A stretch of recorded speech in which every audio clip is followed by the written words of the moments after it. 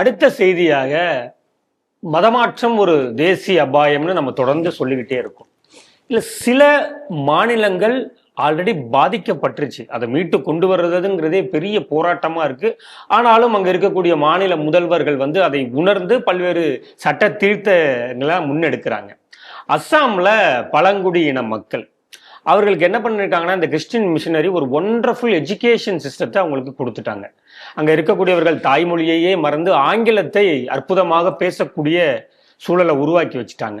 அதன் மூலமாக என்ன பண்றாங்கன்னா, மாணவர்களை வலுக்கட்டாயமாக கிறிஸ்தவ மதத்திற்கு மாற்றக்கூடிய சூழல் அங்க அதிகமா இருக்கு. அங்க இருக்கக்கூடிய அரசியல்வாதிகளாகட்டும், சமூக செயற்பாட்டாளராகட்டும், இது பெரிய அபாயம். இது உடனடியாக அரசு தலையிட்டு இதில் ஏதாவது பண்ணணும் அப்படிங்கிற மாதிரியான கோரிக்கை எல்லாம் வச்சிருக்காங்க. இந்த செய்தி எப்படி பாக்குறீங்க?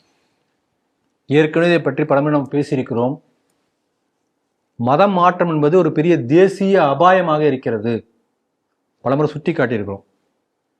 இப்ப அஸ்ஸாம்ல இந்த அங்க உள்ள ஹிந்துக்கள் உணர்ந்து அங்க பள்ளிக்கூட படிப்பு என்கிற பெயர்ல கட்டாய மதமாற்றம் நடக்கிறது. they are giving quality education என்று வெளியே சொல்லிக்கொண்டு அந்த குவாலிட்டி எஜுகேஷனோட சேர்ந்து 2-pronged strategy. இன்னொரு பக்கம் என்னன்னா, எப்படியாவது மூளைச்சலவை செய்து ஒன்னா கிறிஸ்டினா மாத்திருவாங்க, அல்லது ஹிந்து பெயரிலே கிறிஸ்துவ ஆதரவாளராக மாத்திருவாங்க. ஹிந்துவா தான் இருப்பான், சில சூழ்நிலை குடும்பத்தில் எதிர்ப்பாங்க, இருக்கும் சூழ்நிலை இருக்கும், அதனால கிறிஸ்துவ மாறி இருக்க மாட்டான். ஆனால் மனதளவில் கிறிஸ்துவனாக இருப்பான், பெயரளவில் ஹிந்துவாக இருப்பான். அப்படி மாற்றக்கூடிய சூழ்நிலை இருக்கிறது. அதனால நம்முடைய கலாச்சாரமே, அஸ்ஸாமிய கலாச்சாரமே பாதிக்கப்படுகிறது. நீங்க பாத்தீங்கன்னா, நம்ம இன்னைக்கு தமிழ்நாட்டில் ஒரு மொழியா தமிழ் பேசக்கூடிய மொழி தமிழ்நாடு, அதே போல தெலுங்கு, மொழிவாரி மாநிலங்கள் நேரு பிரிச்சார் சொல்றோம். காஷ்மீர மொழி பேசக்கூடியவர்களுக்காக காஷ்மீர் மாநிலம். காஷ்மீர் மொழி பேசக்கூடியவர்கள் எப்ப இருந்தாங்க? 300 ஆண்டுகளுக்கு முன்பு இருந்தாங்க. எப்ப அங்க முஸ்லிம் மெஜாரிட்டி வந்ததோ, காஷ்மீர் மொழி பேசக்கூடிய மக்களே இல்லாமல் உருது மொழி பேசக்கூடிய மக்களாக காஷ்மீர் மொழி கூடி பேசிய மக்கள் மாறிவிட்டார்கள். அவங்களா காஷ்மீர் மொழி தான் பேசினாங்க. மொழியை என்கின்ற அடையாளம் போயாச்சு. ரூபா நோட்ல பின்னால காஷ்மீர்ல மொழியில எழுதப்பட்டிருக்கிறது அந்த 16 மொழிகள், அதுவும் ஒண்ணு. இன்னைக்கு காஷ்மீர் மொழியில யாரும் எழுதக்கூடுங்க யாரும் இல்ல. ஒரு வானொலியில கூட ப்ரோக்ராம் கிடையாது, ஒரு காலத்துல இருந்தது. அப்ப ஒரு மதமாற்றம் என்பது ஒரு மொழியை மாற்றுகிறது, கலாச்சாரத்தை மாறுகிறது, பண்பாட்டை மாற்றுகிறது, தேசியத்திலே பிரிச்சிருக்கு. இங்க இது அங்கதான் நடந்தது. இந்த நார்த் ஈஸ்ட்ல 1947க்கு முன்பு வரை பார்த்தீங்கன்னா கிறிஸ்டின் மெஜாரிட்டி எதுவுமே கிடையாது. நேரு வந்தா நீ எல்லாம் அப்படின்னார், கை காட்டினார், எல்லாம் உள்ள போந்தாங்க.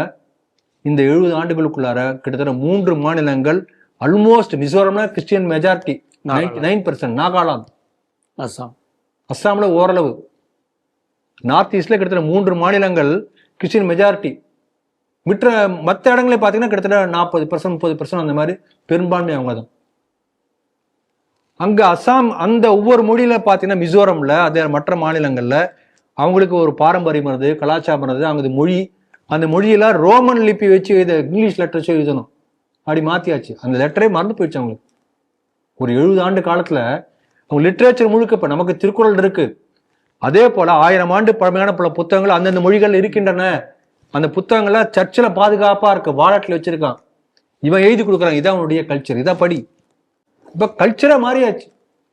இந்நாட்டுடைய என்னுடைய பகுதியுடைய ஹிஸ்டரி எது என்று சொன்னால், சர்ச்சில் கொடுப்பதுதான் இந்த பகுதியுடைய ஹிஸ்டரி, அதான் படிச்சாகும்.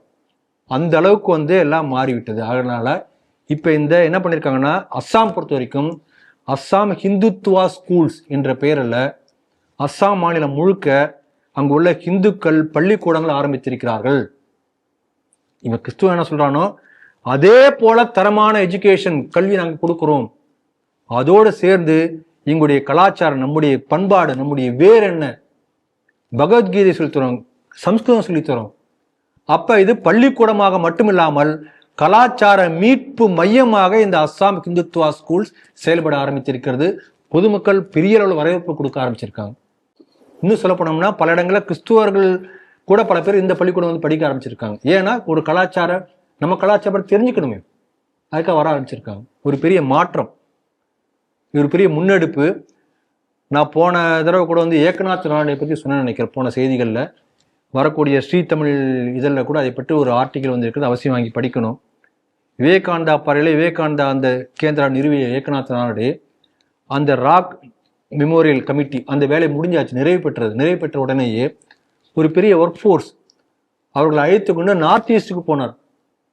அங்கு உள்ள ஒவ்வொரு கிராமமாக போய் அங்கே மக்களுக்கு கல்வி சொல்லிக் கொடுத்து நம்முடைய கலாச்சாரத்தை சொல்லிக் கொடுத்து விவேகானந்தா கேந்திரத்தின் மூலமாகத்தான் இன்றைக்கு ஓரளவு மதமாற்றம் தடுக்கப்பட்டது. மறக்க கூடாதெல்லாம். அதனால இது தேசத்தை காக்கக்கூடிய ஒரு பெரிய செயல் செய்திருக்கிறார்கள். நாம் அவர்களை வரவேற்கணும். இதே போல தமிழ்நாட்டில் பல இடங்கள்ல இன்றைக்கு நம்ம பார்க்குறோம், இதே இந்துக்கள் பல இடங்களில் பள்ளிக்கூடம் நடத்துறாங்க, பாராட்டுதல்கள். ஆனால் அது பத்தாது. எந்த இடத்துல கிறிஸ்துவ மதமாற்றம் கை ஓங்கி இருக்கின்றதோ, மதமாற்றம் பேயாட்டம் ஆடுகிறதோ, அந்த இடத்துல துணிச்சலா போய் இதே போல இந்துக்கள் பள்ளிக்கூடங்களை ஆரம்பித்து அங்குள்ள மக்களுக்கு நம்முடைய பண்பாட்டையும் பாரம்பரியத்தையும் சொல்லிக் கொடுக்க வேண்டும் என்கின்ற முனைப்பை கொடுப்பதாக இந்த செய்தி அமையட்டும் என்று சொல்லி நிறைவு செய்கிறேன்.